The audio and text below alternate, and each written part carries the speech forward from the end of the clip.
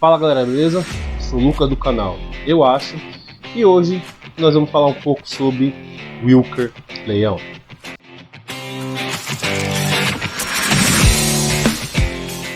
Esse rapaz ele tem aparecido bastante em vários canais, Nando Moura, Mamãe Falei, o Humberto também gravou uns vídeos sobre ele, e nós vamos gravar um pouco sobre esse cara que tem gerado tanta intriga, tanta treta na internet. Ele é um rapaz bem polêmico, mas eu acho que a gente tem algo a dizer sobre esse rapaz e vamos trazer aqui uma contribuição para você formar sua opinião.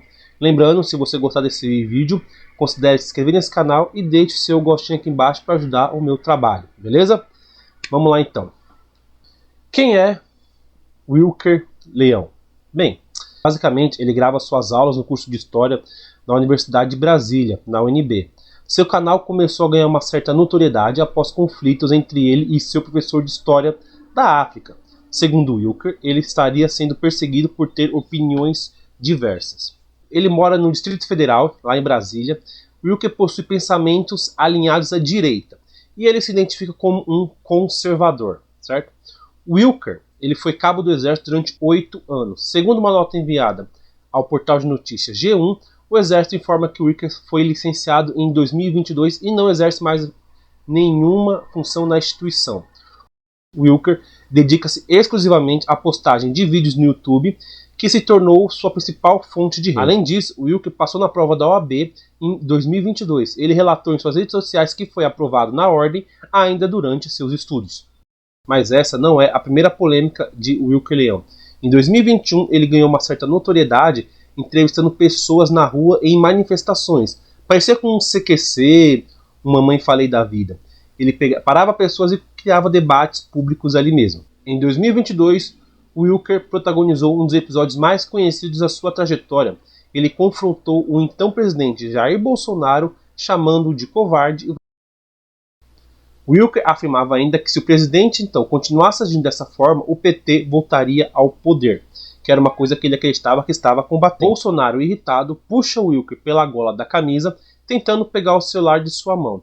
Esse episódio foi amplamente repercutido em canais de notícias nacionais e internacionais. Esse caso, gente, também chamou a atenção por esse jovem estar chamando o presidente de tchutchuca, o que levou muitos especialistas brasileiros a ter que explicar o que significava tchutchuca em canais gringos, né, lá nos Estados Unidos, na Europa e assim. No dia 13 de novembro de 2024, Wilker publica o vídeo em seu canal do YouTube com o título "O professor culpou o capitalismo da escravidão.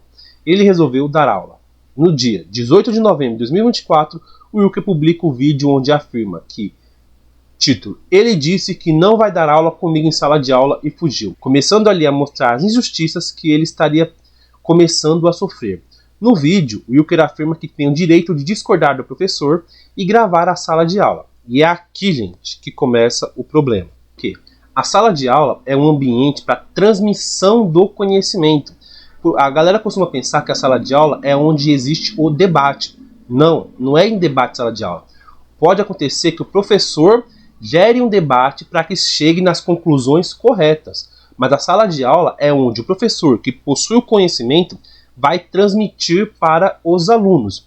Esse debate, onde é que ele acontece? Ele acontece anteriormente. O professor da universidade, ele tem que publicar artigos, publicar livros, e seus pares têm que corrigir. Em todo o conhecimento que o professor leva para a sala de aula, já foi discutido anteriormente. Então, na sala de aula, a única coisa que acontece é a transmissão deste conhecimento. O professor, quando ele entra na sala de aula, ele não se preocupa com a opinião do aluno. Por quê? A opinião do aluno está embasada na sua opinião pessoal, no que o aluno acredita. E o professor, ele não pode trazer o que ele acredita para a sala de aula. O que ele tem que trazer? Ele tem que trazer as discussões que estão sendo feitas no meio acadêmico para a sala de aula. E é nisso que tem que se basear a aula de um professor, nessas discussões. E o problema está, a função do aluno é absorver esse conhecimento que já foi discutido entre os mestres, os doutores, os professores pesquisadores, em congressos, em livros, em artigos científicos e por aí vai, entende? A sala de aula, portanto, é o caminho mais direto para este aluno acessar este conhecimento. É responsabilidade do professor fazer a curadoria do material apresentado, selecionando os conteúdos que melhor refletem as discussões que já vêm sendo discutidas nessa área.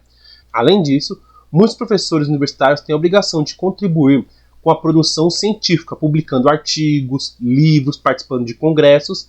Esses materiais são revisados por outros especialistas desta área e que avaliam a validade e a relevância da contribuição que esse professor fez. Assim, a credibilidade do conhecimento compartilhado é garantida, reforçando o papel essencial da sala de aula como ferramenta de aprendizado fundamentada. A questão, gente, é que o aluno ele não participa da produção científica. O aluno ele é um discente. A aula não é uma produção científica. A aula é uma transmissão de conhecimento, que nem eu estou fazendo agora com esse vídeo. Isso pode ser considerado uma transmissão de conhecimento. Mas isso aqui não é um conhecimento científico. O que pode acontecer numa sala de aula é o aluno propor ao professor algumas ideias ou pontos de vista diferentes para que quando ele for realizar algum artigo, participar de algum congresso, esse conhecimento integre ao professor. Mas o conteúdo em si, que o professor expõe naquele momento, já não tem mais a participação do aluno. Já está estabelecido e já está consolidado. Então, se o aluno discordar, pouco importa. A opinião do aluno não fez parte de toda a formação científica até aquele momento. E quanto à questão da doutrinação, vamos entender o que é uma doutrinação. A doutrinação é o seguinte, gente. O professor, ele é o portador do conhecimento. Ele é quem possui o conhecimento. E quando ele utiliza desse conhecimento para beneficiar opiniões próprias, é ali que nasce a doutrinação. Mas nós temos que ter cuidado com o seguinte: a gente não pode confundir doutrinação com prática pedagógica, entende? Às vezes esse professor, o jeito que ele fala uma opinião, o jeito que ele dá um exemplo, é a prática pedagógica dele. Então não é que todo professor está doutrinando, ou todo professor, tudo que ele fala, todo exemplo que ele dá é uma doutrinação. Temos que ter muito cuidado com isso. No caso do Wilker Leão, ele distorce o papel de professor e de aluno na dinâmica da sala de aula. Como aluno, ele não tem o poder para questionar o conhecimento acadêmico consolidado. E esse questionamento dele é feito como? Na forma das preferências pessoais e ideológicas dele. Ainda mais expondo o professor de maneira pública e descontextualizada. Esse tipo de atitude, gente, não contribui para o debate acadêmico. Não é saudável. Não é um ambiente, cria um ambiente ali de hostilidade, desrespeito à figura do professor e ao espaço da sala de aula. A crítica ao conceito de doutrinação precisa ser feita com cuidado. É importante lembrar que, na sua formação, o professor é constantemente avaliado e precisa seguir critérios rigorosos para exercer sua profissão. Seus ensinamentos baseiam-se em anos de pesquisa, além das validações que devem ser feitas por outros especialistas. Quando o professor apresenta as ideias ou teoria reconhecida pela comunidade acadêmica, ele não está doutrinando, mas sim cumprindo a função de ensinar aquilo que foi consolidado. Então, como é que a gente combate a doutrinação? A primeira medida é buscar fundamentos sólidos. O que o Wilker tem que fazer? Ele tem que observar se o que o professor fala em sala de aula está na mesma corrente de pensamento com que ele publica. O professor ele tem que publicar livros periodicamente, tem que publicar artigos. Então, se o aluno ele começar a ler esses artigos publicados pelo professor, ele começa a comparar este conhecimento. Se houver diferenças desse material, o próximo passo é procurar a reitoria da instituição e relatar o caso de forma clara e com provas. Se o discurso do professor em sala de aula for consistente com as publicações feitas na comunidade acadêmica, então vai ser necessário mudar todo o foco. Nesse caso, o problema não está no professor, mas em todo o conhecimento consolidado na academia. Para lidar com isso, é preciso apresentar outros pontos de vista, novos artigos, livros, pesquisas que tragam perspectivas diferentes que possam ajudar a enriquecer este debate. Se ainda houver a percepção de que as publicações do professor são aprovadas apenas porque as pessoas que avaliam compartilham a mesma visão, o problema não está na avaliação acadêmica, mas na própria corrente de pensamento defendida.